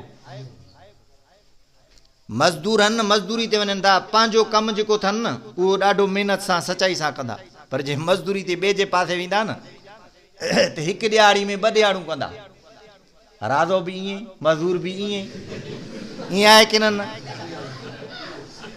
सॼी धन खे ई घुमरी आहे वरी असां वारा वरी पंहिंजा जेके ज़मींदार आहिनि ॾिसंदा न ग़रीब जी बचत थिए थी अदा हेल्थ में को मजबूरी है वो हिमल ते को पैसे नहीं देवने ते को अलग ते ॾिसो मता सुधरी वने मैं ज़मीन चाहती अरे तो ज़मीन खई आ त हिन ग़रीब ॾो कयो उन हिसाब वरी अॻिते थींदो वरी किस्तूं करे रुपयो करे ॾींदुसि वरी या वरी चवंदा अञा वधीक ईमानदार हूंदो न ज़मींदार चवंदो हाणे बचत थिएसी अलाह जे घर में वेही करे मां मज़ाक खां हटी करे ॻाल्हि थो कयां असांजे आॾो इहे मसला थिया आहिनि ज़मींदारनि कया आहिनि ॾिसे थो न बचत थिए थी अदा हींअर जेको नओं तो कमंद कायो आहे न इन जो ॿिज बि हींअर बचत मां कटंदुसि अड़े चरी जा पुट तुंहिंजो दिमाग़ ख़राबु आहे हुन ग़रीब उहो फ़सुलु लथो कोन्हे फ़सुल जो फ़सुल मां कटिजां तुंहिंजी पूरी कान्हे का ज़मींदार हुजण जे बावजूदि हुन मिसकीन बचनि समेत जेको आहे कटाई कई आहे महिनत कई आहे उनखे ॾेन तूं पंहिंजो रोज़गार वञी करे त बहरहाल तव्हां असांजा लक्षण ई आहिनि ऐं छल न को कमज़ोर हुजे उनजे प्लाट ते बि कब्ज़ो उनजी ज़मीन ते बि कब्ज़ो जे अञा बि जे साम्हूं थो थिए त पोइ वरी पुलिस उनजी ख़रीद थियल आहे उहो गोलियूं हणाए माराए छॾींदा हाफ फिराई फुल फिराई उनजे हथ में आहे नबी साईं सल्लल्लाहु अलैहि वसल्लम फरमायो आमालुकुम उमालुकुम तव्हांजा जहिड़ा अमल हूंदा न अलाह ताला ओड़ा तव्हांजे उन्हनि अमलनि खे हुकुमराननि जी सूरत ॾेई तव्हांजे मथां मुसलत कई जॾहिं माण्हू नेक हा तरा अल्लाह पाक उन्हनि के हुक्मरान अबू बकर सिद्दीक फारूक आदम उस्मानो अली जहिड़ा अता कया हा। एॾा ईमानदार हा, एॾा ईमानदार हा जो हदीस पाक में अचे थो हिकु दफ़े हज़रत अली शेर खुदा सभु चओ रज़ी अल्लाह ताला अन्हु दौलत खे हींअर त असां वटि खोट ई खोटा का शइ पूरी आहे ई कान। ईअं आहे की न? हिननि जी पूरी थिए ई कान थी। हज़रत अली शेर खुदा बैतुल माल में आयो, खज़ाने ॾे जो नज़र कयईं त अंबार लॻा पिया हा। न अन्न जी खोटा, न अन्न जी खोटा, न तेल जी खोटा, न ॿिए कंहिं शइ जी खोटा। दिरहम दीनार जा बि अंबार लॻा पिया। ॾिसी करे दुनिया खे ख़िताब थो करे, बाबू जा पाक मोहम्मद करीम तुंहिंजी साहबा जी तरबियत करण तां मां कुर्बान वञा। हज़रत अली शेर खुदा दौलत खे ख़िताब करे चवे थो, या दुनिया दुआ कयो त अल्लाह तव्हां सां ये हुक्मरान अता फरमाए, हिननि धाड़ेलनि मां रब तव्हां सां जी जान छॾाए। फरमाई, या दुनिया गुर्री गैरी, अब थकजी पिया हो जा। या दुनिया गुर्री गैरी, ओ दुनिया वञ ॿिए कंहिंखे धोखो ॾे, असां तो तेरी जण वारा न आहियूं। जॾहिं खां असां पाक मुहम्मद जो कलमो पढ़ियो आहे, हिन दिल में असां तुंहिंजे लाइ जॻह छॾी ई न आहे। हिन दिल जे अंदरि जेकर जॻह त अल्लाह जी आहे या अल्लाह जे रसूल जी आहे, दीनो इस्लाम जी आहे, तुंहिंजे लाइ हिन दिल में असां जॻह छॾी ई न आहे।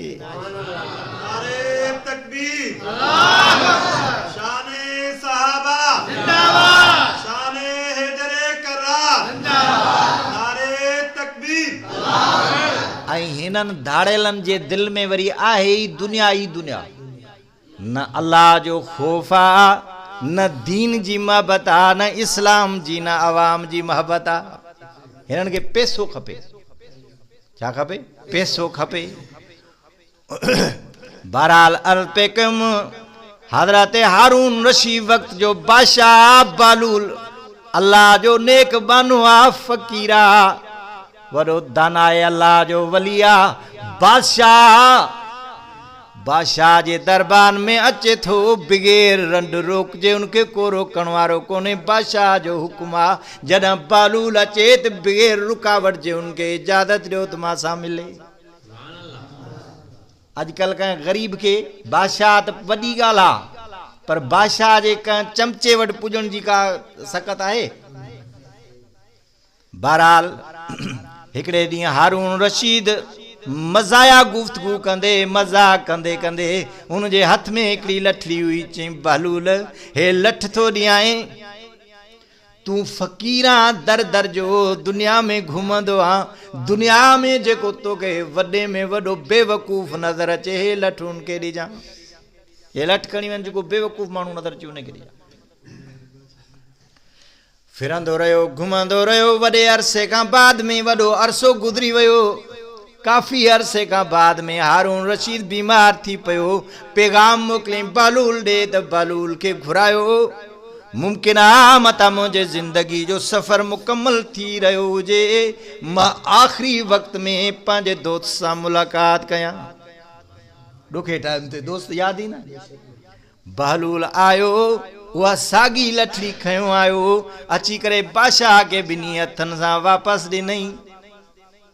बादशाह चयो, बहलूल हे छा थो करी? चई, साईं तव्हांखे यादि आहे या न आहे? मूंखे यादि आहे, तव्हां मूंखे पैगाम ॾिनो, हे लठ खणी करे घुम, जेको तोखे दुनिया में वॾो बेवकूफ़ नज़र अचे उनखे लठड़ी ॾिजांइ। साईं अल्लाह गवाह, मां दर दर जो फ़कीर आहियां, दुनिया घुमंदो रहियो आहियां। ओ मुस्लमानो, रहमत वारे नबी, इज्जत वारे नबी, अजमत वारे नबी, 1,24,000 नबियन जे सरदार नबी मुझे पाक नबी मुहम्मद अरबी अलैहिस्सलातु वस्सलाम फरमायो, अफजलुल जिहाद कलिमतु हक्किन इंद सुल्तानिन जाहिर। अफजल तरीन जिहाद बादशाह के सामू बी करे हक चवणा।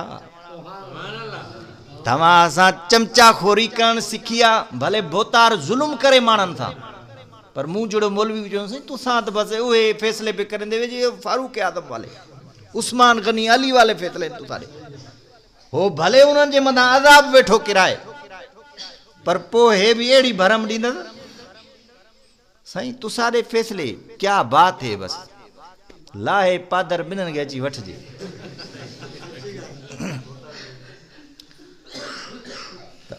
हाज़र पंहिंजो बहलूल वक़्त जे बादशाह खे हक़ थो चवे, कमाल थो करे। इहो कमाल वरीन ॻाल्हि जो आहे, ॻाल्हि खुली आहे त अर्ज़ करे छॾियां, ओ हिन पेट में अलाह जी ज़ात जो कसम आहे, हिन पेट में जे लुकमो हलाल जो हूंदो रब तो में जुरत पैदा कंदो, खुदा तुंहिंजे अंदरि गैरत पैदा कंदो, पर जे हिन पेट में हराम हूंदी तो तुंहिंजी शुजात, तुंहिंजी बहादुरी, तुंहिंजी गैरत तो मां ख़त्म थी वेंदी। हिन पेट में हराम हूंदो, भोतार के हक़ चवण त परे जी ॻाल्हि आहे, पर हिन बेगैरत खे खुदा जो कसम आहे ज़ाल ते बि गैरत न आहे। छो माण्हू बुज़दिल थी विया, छो पागल थी विया, ये भोतार भी तो मां जड़ा इंसान आहिनि, ये नवाब भी तो मां जड़ा इंसान आहिनि। तव्हां असांजी जज़ा सज़ा, तव्हां असांजी मौत हयाती जो मालिक मुंहिंजो अल्लाह, इन्हनि जे हथ में कख बि कोन्हे को, इन्हनि जे हथ में कुझु बि कोन्हे को, सभु कुझु अल्लाह जे हथ में आहे। छो था ड्रिजो इन्हनि खां, ड्रिज इन जे करे आहे जो पेट में हराम आहे, इन जे करे बुज़दिल थी वियासीं। इन जे करे अल्लाह पाक फरमायो कुरान पाक में, फरमाई या अय्युहर रुसुलु कुलू मिनत तय्यिबाति वअमलू सालिहा। ओ मुंहिंजा रसूलो, पाक ग़िज़ा हलाल ग़िज़ा खायो, अमल नेक कयो। मुफसरीन कुरान लिखियो आहे तिन आयत में अवल हलाल ग़िज़ा जो हुक्म आहे, बाद में अमाल सालिह जो हुक्म आहे। इहो हिन ॻाल्हि जो दलील ऐं इशारो आहे त जंहिंजे पेट में हलाल हूंदो, जंहिंजी ग़िज़ा हलाल जी हूंदी, उनखे नेक अमल जी तौफ़ीक़ मिलंदी, उनखे अल्लाह जुरतमंद बनाईंदो आहे, अल्लाह उनखे कलमे हक़ ॾियण चवण जी तौफ़ीक़ बि ॾींदो आहे। पर जंहिंजे पेट में हराम हूंदो आहे, जंहिंजे पेट में रुशवा जो पैसो हूंदो आहे, जंहिंजे पेट में हराम हूंदो आहे, जंहिंजे पेट में सूद जो पैसो हूंदो आहे, उहो बुज़दिल हूंदो आहे, उनखे न नेकीअ जी तौफ़ीक़ मिलंदी आहे, न उनखे कलमे हक़ चवण जी का जुरत ऐं नसीब थींदी आहे। बहलूल फ़क़ीर हुयो, दर दर ते पिनंदो हुयो, पर हराम न खाईंदो हो। मुझे पाक नबी मुहम्मद अरबी भी उम्मत के यो दर्स ॾिनो हो, यो पैगाम ॾिनो हो। ओ इन जे करे त पाक मुहम्मद जे साहबा पेट सां पत्थर ॿधा, उलमा खां ॿुधो अथव हुज़ूर जे साहबा जी सीरत जो त मुतालो कयो, खुदा जी ज़ात जो कसम आहे पेट सां पत्थर ॿधंदा, बेहोशी जे बुख जे करे बेहोश थी करे मदीने जे गलियुनि में पिया हूंदा, पर लुकमो हराम जो न खाईंदा। ओ इन जे करे अल्लाह उन्हनि खे उहा जुरत बख़्शी हुई, अल्लाह उन्हनि खे उहो मक़ाम नसीब कयो जो कैसरो किसरा खे या जुरत न हुई। ॿिन सिटनि ते पर्ची जो उमर बिन ख़ताब थो लिखे त उहे मुक़ाबले जी सकत नथा कनि, बग़ैर जंग जे बैयत करे इस्लामी सल्तनत खे क़बूल था कनि। अॼु तव्हां सां एटम बम हुजण जे बावजूद, एटमी ताक़त हुजण जे बावजूद अंग्रेज़नि जी ईअं चापलूसी था कयूं जीअं शहर जा ॻोठ जा लूसी कुता दर दर ते वञी करे नुस्खा आणंदा आहिनि, ईअं तुंहिंजा मुंहिंजा हुकुमरान वञी करे उन्हनि कंजरनि अंग्रेज़नि जे दरवाज़नि ते वञी करे उन्हनि जूं जेको आहे उता कनि थे वञी करे लके न चटनि ऐं उन्हनि जो ख़ौफ़ हिननि जे मथां तारी आहे मां चवंदो आहियां छाजे करे इन्हनि भाड़ियुनि खे एटम बम ॾिनो कहां? एॾी वॾी फ़ौज, तव्हां असांजी मईशत बर्बाद, 80 सैकड़ो उन्हनि ते ख़र्च थी थिए, जेॾां जेको धमकी थो ॾे ॿाहूं ॿधो बीठा, जीअं अमेरिका चवे ॿाहूं ॿधो बीठा। बाबा पोइ छाजे करे तव्हां फ़ौज रखी आहे? छाजे करे एटम बम आहे? इहो खपायो, फ़ौज ख़तमु कयो, जे ॿाहूं ई बदिलियो हिन आवाम खे ख़ुशहाल कयो न। जे एटम बम रखियो अथव ओ बसि वक़्तु काफ़ी थी चुको आहे, बसि वाक़ियो पूरो करे मां दुआ थो घुरां। तव्हां बि शायदि थकी पिया ईअं न सही, दुआ कयो त अल्लाह ताला तव्हां असांखे हराम खां बचाए हलाल जी रोज़ी नसीब करे ऐं जुरत अता फरमाए, रसूल पाक सल्लल्लाहु अलैहि वसल्लम जी इताअत करण जी तौफ़ीक़ नसीब फरमाए। त अर्ज़ पे कयुमि त बहलूल वक़्त जे बादशाह खे थो चवे ऐं जेको हुनजी तेमदारी थो करे, जेको इज़त थो करे, इहो मक़सदु बि कोन्हे को त तव्हां मुंहिंजी इज़त कयो त वरी जेकर मूं में का कमी हुजे त तव्हां मूंखे न चओ। इहा चङाई न आहे, इहा बुराई आहे। हुज़ूर अलैहिस्सलाम जे सहाबात उन्हनि जो शुक्रियो अदा कयो आहे। बहरहाल बहलूल तो चवे साईं अल्लाह गवाह, मूंखे उहो सबक़ु यादि आहे, तव्हां चयो हो ते लठड़ी उनखे ॾिजांइ जेको वॾे में वॾो बेवकूफ़ हुजे। साईं मां दर दर जो फ़क़ीर आहियां, मां शिमाल जुनूब मग़रिब मशरिक़ चारई तरफ़ डोड़ियो आहियां, पर मूंखे तोखां वॾो बेवकूफ़ नज़र न आयो आहे। बादशाह जो हे छा? चई बहलूल मुंहिंजे ज़िंदगी जो आख़िरी सफ़र आहे, मुंहिंजे ज़िंदगी जा आख़िरी अयामनि, ज़िंदगी जो सफ़र मुकमल थी रहियो आहे, मां आख़िरत जे तरफ़ वञी रहियो आहियां। आख़िरी वक़्त ते तूं मुंहिंजी दिलादारी थो करीं, हालांकि मां तुंहिंजी वॾी क़दरदानी कंदो आहियां। चई साईं बराबरि तूं मुंहिंजी क़दरदानी कंदो आहियां, मुंहिंजो एतिराम कंदो आहियां, भले बादशाह मौजूदु छो न हुजनि, पर मां ईंदो आहियां त मूंखे अंदरि अचण जी इजाज़त मिलंदी आहे। लेकिन मां हक़ीक़त थो बयानु कयां, तोखां वॾो बेवकूफ़ मूंखे नज़र न आयो आहे। चई कीअं? चई साईं हा ईअं, तव्हां हफ़्ते जे सफ़र ते शिकार जे लाइ निकिरंदा हो, बादशाह निकिरंदा आहिनि शिकार ते। साईं तव्हां 8 ॾींहंनि जे सफ़र ते शिकार जे लाइ निकिरंदा आहियो, उते शिकार गाह ते जाते शिकार करणो हूंदो आहे, तव्हां उते निकिरण खां पहिरियां फ़ौजी दस्ता मोकिलींदा आहियो, उहे वञी करे उते हिफ़ाज़ती इंतज़ामात कंदा आहिनि त बादशाह ईंदो शिकार कंदो, मता को दुश्मन बादशाह ते वार करे। ईअं आहे? चई हा साईं। चई साईं तव्हां ॿाहिरि उते शिकार गाह ते पहुचण खां पहिरियां उते खाइण पीअण जो इंतज़ाम कंदा आहियो, ईअं बि आहे? चई हा साईं ईअं बि आहे। साईं उते पाणी जो बि इंतज़ाम, खाधे पीते जो बि इंतज़ाम कंदा आहियो, रहास जो बि इंतज़ाम कंदा आहियो 8 ॾींहंनि जे लाइ। 8 ॾींहंनि जे सफ़र ते तव्हां एॾा वॾा इंतज़ाम कंदा आहियो, आख़िरत जो जेको एॾो वॾो लंबो सफ़र आहे, जो जेको वियो आहे वरी वापसि मोटियो ई न आहे, एॾे वॾे लंबे सफ़र जे लाइ बादशाह ॿुधा क़बर जे लाइ कहिड़ा इंतज़ाम कया अथई, मशर जे लाइ कहिड़ा इंतज़ाम कया अथई, आख़िरत जे लाइ कहिड़ा इंतज़ाम कया अथई। हारून रशीद ज़ारो क़तार रुअण शुरू कयो ऐं बहलूल जो शुक्रियो अदा थो करे। चई बराबरि मूंखां वधीक वॾो को बेवकूफ़ न आहे।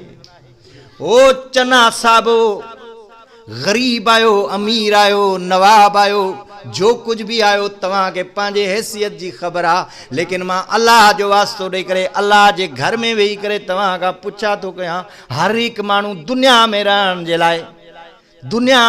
जे लाइ हर हिकु पंहिंजे हैसियत मुताबिक़ इंतज़ाम कयो वेठो आहे। ईअं का झूपड़ी ठाही आहे, का कमरो ठाहियो आहे, का महल ठाहियो आहे, को टैक्सी थो हलाए गुज़ारो करे, को दुकान ते गुज़ारो करे, को मज़दूरी ते गुज़ारो करे, पर ॿुधायो ख़ुदा जे वास्ते क़बर जे लाइ कहिड़ी तयारी कई अथव, मशर जे लाइ कहिड़ी तयारी कई अथव, उते छा खणी वेंदो, उते कहिड़ी शइ तव्हांखे कमी दी। इन जे करे मुंहिंजे साईं फरमायो,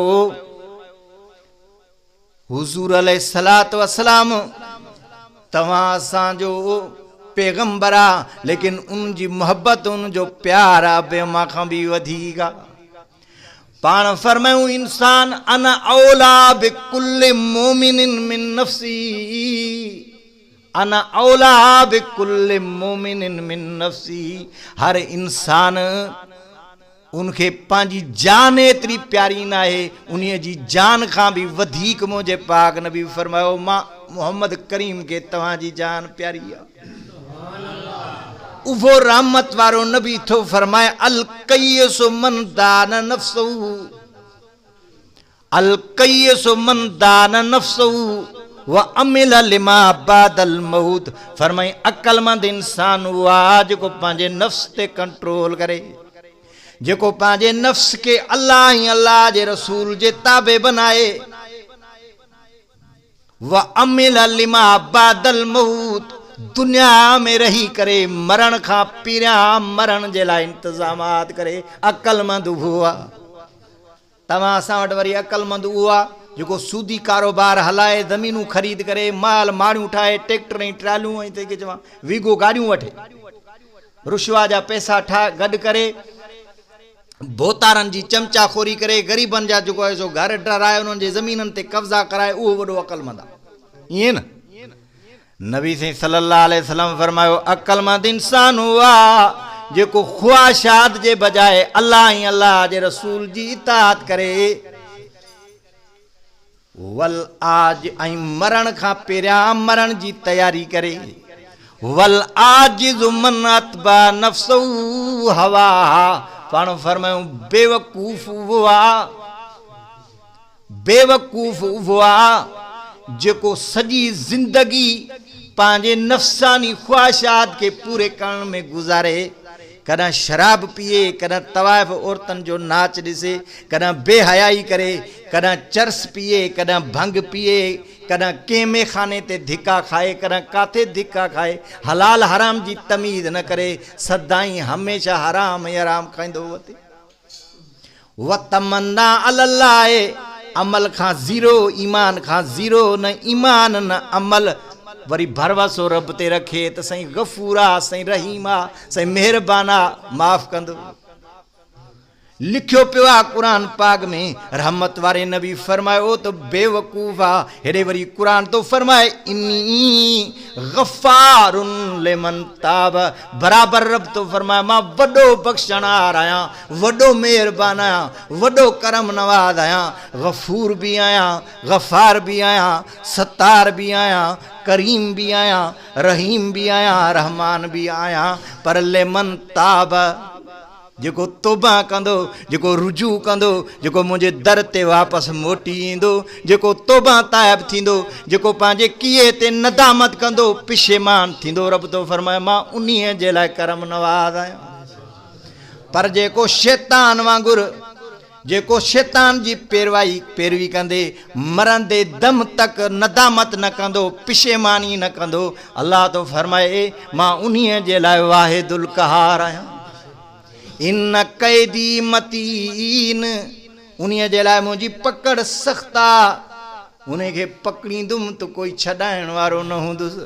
दुआ कयो त अल्लाह पाक तव्हां सां मिलणी मुस्लमाननि खे दुनिया में रहाए, त बाक़ी ज़िंदगी इस्लामी तालीमात जे मुताबिक़ गुज़ारण जी तौफ़ीक़ नसीब फरमाए।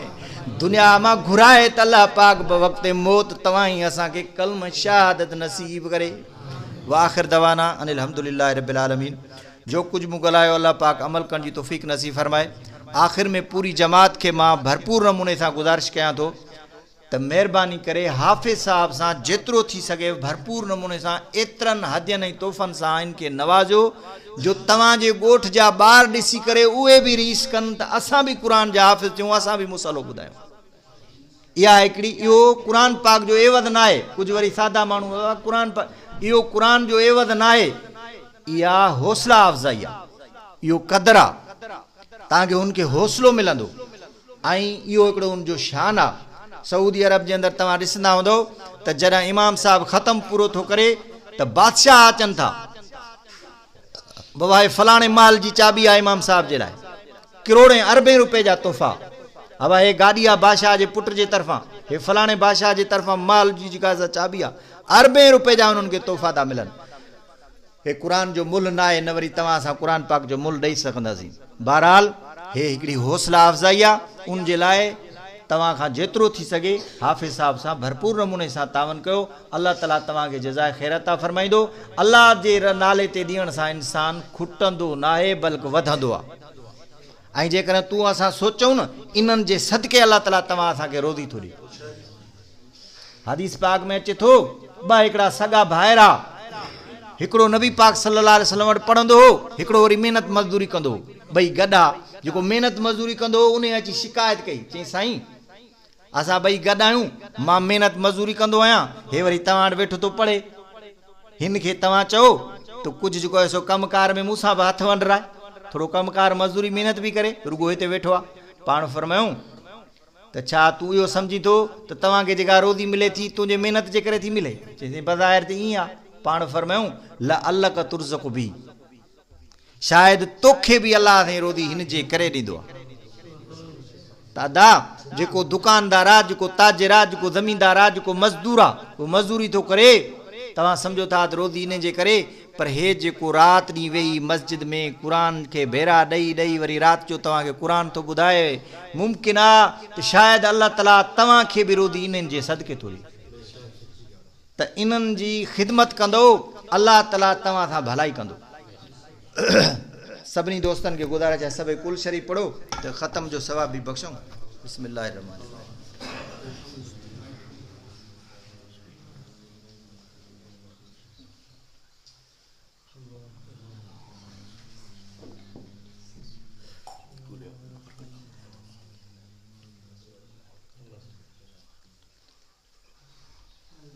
अल्हम्दुलिल्लाह वल आक़िबतु लिल मुत्तक़ीन वस्सलातु वस्सलामु अला सय्यिदिल मुरसलीन। या अल्लाह जो कुछ पढ़े सुनियो सवाब उम्मत मुस्लिम खे अता फरमा। इन नंढड़े जंहिं ख़तम क़ुर जो पढ़ियो आहे, मुंहिंजा अल्लाह इनखे मज़ीद बहितर क़ुर पढ़ण जी तौफ़ीक़ नसीब फरमा। मुंहिंजो सवाब पूरी उम्मत मुस्लिम खे अता फरमा। या अल्लाह इन ॻोठ जे अंदरि जेके बि मुसलमान नंढड़ा वॾड़ा दुनिया छॾे चुका आहिनि उन समूरनि जी मग़फ़िरत फरमा। या अल्लाह समूरनि जे नंढड़नि खे क़ुर पाक जे पढ़ण जी तौफ़ीक़ नसीब फरमा।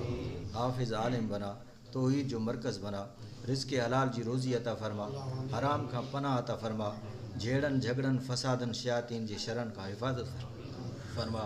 ए मुंहिंजा अल्लाह बाक़ी ज़िंदगी दीन मतीन जे मुताबिक़ गुज़ारण जी तौफ़ीक़ नसीब फरमा। पंहिंजे हबीब जी रज़ा नसीब फरमा। रब्बना तक़ब्बल मिन्ना इन्नका अंतस समीउल अलीम व तूब अलैना इन्नका अंतत तव्वाबुर रहीम। सल्लल्लाहु तआला ख़ैर ख़ल्क़ी व आलिहि व अस्हाबिहि अजमईन बिरहमतिका या अरहमर राहिमीन या रब्बल आलमीन।